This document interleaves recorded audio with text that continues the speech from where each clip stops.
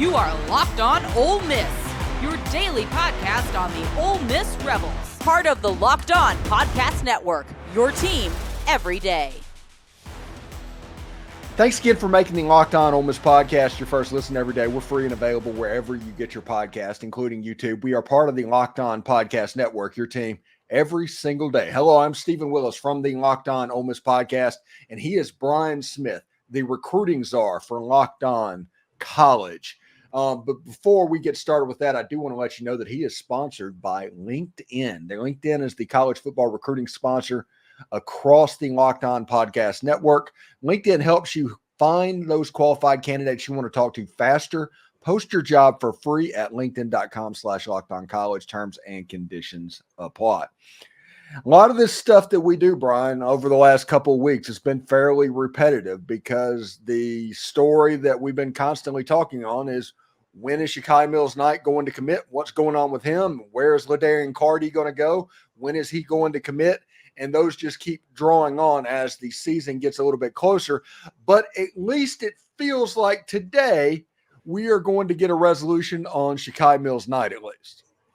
That sounds right. Everybody said Ole Miss for quite a while. So if I'm stunned, I'm stunned. I'm going with Ole Miss. I don't know about you, but that's the scuttlebutt. Let's see what happens. Yeah, he's a good running back. Just for those who have not turned in before, Brian has said he compares favorably to one Quinshon Judkins. There's a lot of similarities in those two running backs. Talk to people about exactly what you mean by that. Well, for anybody that's watched Ole Miss, Judkins obviously is a human pinball machine between the tackles. Even when you stack the box, which a lot of teams did last year, and Lane tried to run the ball, he would get you 3-4 yards of those grind out yards. Shekai's like that too. He's really strong, 215-ish. I mean, high school kids going against him is kind of comical for the most part, and he plays for a team that's got a really good offensive line. So they're killing people. But even when he does get hit, like the first guy, they're struggle busting, try to get him to the ground. And if he does hit a crease, even at his size, he can house it. So he's not a 4.3 guy, but he'll run 4.5. If you're 215 at that size, we're good. So that is the kind of guy that can be a first down back. He can catch the ball. Like obviously Judkins was all around. This kid's similar. And again, the build is just so much alike. I was like, this reminds me of Quinshon. You know, you said 215 pounds. Do you think that he is kind of developed at this point, or is he going to finish college at 235? He could. I would advise against it. I think we've both seen enough of that. There's only so many Bo Jacksons. You know what I mean? Like, he didn't even lift weights very often. He's about as unnatural as it gets. But this kid looks like he could add a little, but I don't think he really needs to. It's just about conditioning for him. 215 to 220 or so. I mean, why would you really want to get a lot more? Because he's 6 foot, somewhere around in that range. He's not like Eric Dickerson was at least 6'2". He could have carried more weight than he did, but he was so long. This kid is just right where he needs to be. Just keep fine tuning. So if he decides to end up at Ole Miss, and next year Ole Miss's running back room, it looks like Logan Diggs is going to be there as the primary after he recovers from his ACL this year. Is Shekai Mills-Knight that guy that's kind of an instant impact type player? I think he could play right away in the SEC. Absolutely. Keep in mind, like, Auburn wanted him, Miami wanted him. This isn't some fly-by-night recruit. So he had offers from a ton of schools, and he plays at the Baylor School in Chattanooga. It's one of the best boarding programs in the country. He's going to make an impact somewhere. All right, now I'm going to put you a little bit on the spot here because I've talked to a couple other people about this, but it might not be a real thing. But there's still a couple other names that are floating around there. Kylan Deere is still floating out there. He is not committed at this point. He posted just the other day when he made the Dandy Dozen, him in his Ole Miss uniform, whenever he took his photo on that. So there's at least something there. Alabama's obviously going to go really hard at him. And the other one I want to ask about is Jamarian Morrow. He just fly-by-night committed to Missouri. Do we think that is going to stick? Because I have other people that are fairly bullish on Ole Miss at the end on him. Missouri has a lot of NIL too, so it's always iffy with them in an out-of-state kid. They just lost one of their best recruits to UCF because it's closer to home. And, Florida kids aren't always going to go to Missouri. Kids down south in general, are they going to go to Missouri? Maybe, maybe not. But a Kylan is one that you and I joked about this probably 6-7 months ago. We both thought he was the best player in the state. We both thought he was a kid that you just have to recruit no matter where you're from. He reminds me a little bit of Eric Dickerson, by the way, not quite as tall, but like he hits the open field. His extra gear is insane. I think he's the best running back in the country. You're going to recruit him if you've got 4 running backs committed. One of those gets mad about it, well, they can leave. So that's kind of how that works. But you got to recruit him if you're Kiffin. I mean, when why it would comes, you not? Yeah. Whenever it comes to a Deuce Knight, when it comes to a Caleb Cunningham, when it comes to an Kylan Deere, you recruit them to signing day and through signing day. Yes, sir.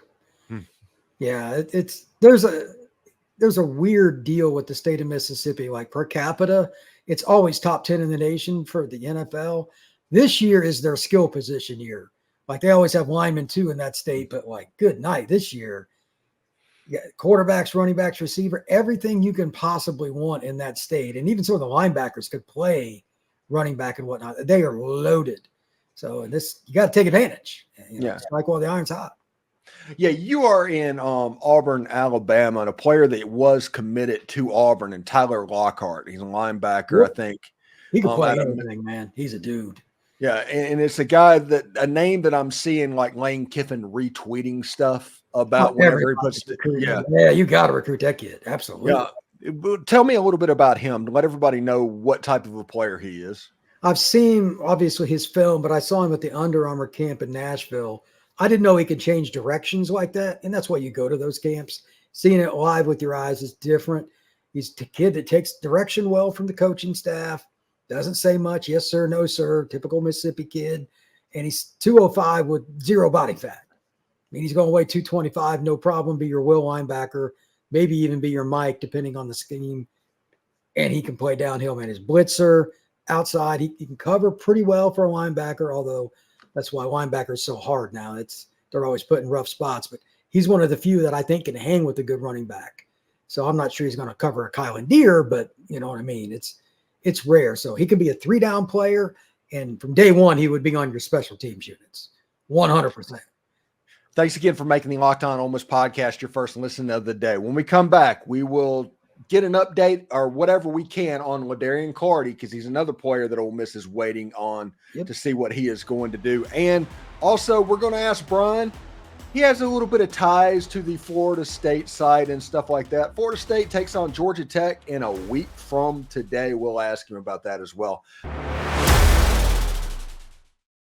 But Game Time is your place to get these Ole Miss tickets this season. They have killer last-minute deals, all-in prices, views from your seats, and the lowest price guarantee. Game Time takes the guesswork out of getting Ole Miss tickets.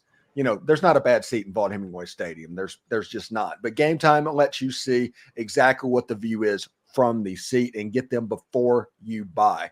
They have the lowest price guarantee, event cancellation protection, job loss protection, basically everything you could want in the customer service suite. So take the guesswork out of buying Ole Miss tickets with Game Time. And with this being the most anticipated season in Ole Miss history, I do think I can help you out with tickets here. So download the Game Time app, create an account, and use code LOCKEDONCollege for $20 off your first purchase. Terms apply. Again, create an account and redeem code LOCKEDONCOLLEGE for $20 off. Download Game Time today. Last minute tickets, lowest price guaranteed. You know, I love sports. I love them so much. I just never want them to stop. But as the playoffs wind down, we get fewer and fewer games. And the sports just stop sportsing the way we want them to. But FanDuel lets me keep the sports going whenever I want to. All I have to do is open up the app and dream up bets anytime I am in the mood. Maybe I want to bet on Ole Miss and they're over under 9.5 wins this season, or Jackson Dart at plus 1,500 to win the Heisman Trophy, or heck, Ole Miss at plus 1,500 to win the national championship. This summer, you can. They're hooking up all customers at FanDuel with a boost or a bonus daily. That's right. There's something for everyone every day, all summer long. So head on over to FanDuel.com and start making the most out of your summer. FanDuel, it's the official sports betting partner of Major League Baseball. Are you watching Fox Sports or ESPN on your TV all day and you have to turn down the volume with all of that shouting? make the switch to Locked On Sports today. It's a free 24/7 sports streaming channel programmed for you each and every single day to bring you the biggest stories without all of that screaming.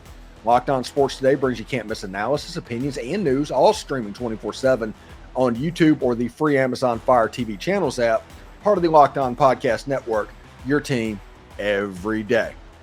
All right, so Brian, we talked about Shekai Mills-Knight in the first segment. Now we're going to move to the other one that has been pretty much consistently in the news in every one of our conversations for the last month, and that's Ladarian Clardy. He is the safety out of Escambia High School in Pensacola, Florida, and Ole Miss is pretty high on the list. At one time, they set a commitment date of the beginning of August. That got pushed back a little bit. We're still kind of waiting. What is going on there? I checked with somebody in the area the other day. Ole Miss seems to still be the team. I do not know a specific date before anybody asks. These are high school kids. I'm only the messenger. But right now, I think Ole Miss is still the team to beat. Yeah, it's a situation. You have to wonder whenever stuff like this happens, just full disclosure to the hundreds of listeners out there watching this. Whenever stuff like this happens, I think there's a bit going on. The way that college coaches try to milk every little perceptional value out of a commitment and get that national perspective to change on them a little bit. You have potentially a Shekai Mills-Knight committing today. We talked about that. Potentially to Ole Miss. If that happens, I have to think that Ladarian Clardy is going to do something relatively soon. One commits, and I would imagine within a week, the other would as well. I don't think a lot of these guys are close. Why would you drag it out, Steven, into the middle of your season? Yeah. Why? I mean, what's the political gain for you? Now, maybe Lane or somebody might have a reason for it, and that's fine. Mm-hmm. But I think by mid-September at the latest, you'll see most of the kids that want to make in-season commitments be done. Yeah, it's pretty cool. So week 0 is a week away. We have finally made it, I guess, to game week. We can call it game week at this point. Florida State and Georgia Tech is going to kick college football off from Ireland, just like that has become an annual thing that the Aer Lingus Stadium over in Dublin. But Florida State versus Georgia Tech. Now, Georgia Tech, for whatever reason, it feels like they're getting serious about recruiting and they're starting to get in some names. It's been a while, right? Like when I was a kid, they were legit. I mean, they won the 1990 national title. They got kids from all over the country, New York, New Orleans, Florida, everywhere. Well, obviously here lately, that has not been the case. And while I respect Paul Johnson, he put him back a million years in recruiting because D linemen hated playing for him because they didn't want to play against the option in practice and get cut. Offensively, you weren't getting any receivers, and they just didn't get over the hump in terms of wins. So with that being stated, they've kind of went back to a more traditional offense. And it seems like he's a pretty good coach, offensive line guy. They just got one of the best offensive linemen in the South, Mr. Petty, to commit. He had offers from Ohio State, Tennessee, Florida State, etc. He's going there. They're starting to pick up some players, and it's kind of cool. I don't root for Georgia Tech or anything, but it's nice to see somebody different get that going. Yeah, and our host of Locked On Vandy, Corey Burton, he's the cousin of Buster Faulkner, the offensive coordinator at Georgia Tech. Small world. I did not know that. And I do have a little bit of a soft spot for the Georgia Tech Yellow Jackets. A lot of people on my channel are they do not like this opinion, but I do think that Georgia Tech belongs in the SEC. It's about time that they mistake. should switch them out with Vandy, to be honest with you. Well, Vandy's in the SEC because of Freedom of Information Act protection. That's the public schools can put everything on Vandy servers and you can't get to them. That's the reason Vandy's in the SEC. That's hilarious. Yeah. It's funny. So Vandy's probably the safest team in the Southeastern Conference. They're the vault. Yeah. Nobody do anything. It's like the SEC would get rid of Alabama before they got rid of Vandy because of that. That's hilarious. Absolutely nuts. Anyway, what have you got going on this week? What are you looking forward to? Well, the Florida State Georgia Tech game, I think Florida State will roll over them here in the next week. But by the way, Georgia Tech came in 131st last year nationally in rushing defense. That's not going to go well against anybody really, but Florida State's defense, let's be honest, they're good, and their offense is going to run the ball. For me, it's just a lot of high school football, though. Nobody in particular, but I'm going to go to a lot of practices and just kind of go from there. All right. Oh, that little bit of technical issues there, but I appreciate it, Brian, for sticking up for me and making that a little bit easier. No worries, buddy. No worries. All right. Take care and have yourself a good week. And college football is here, man. Thank you very much.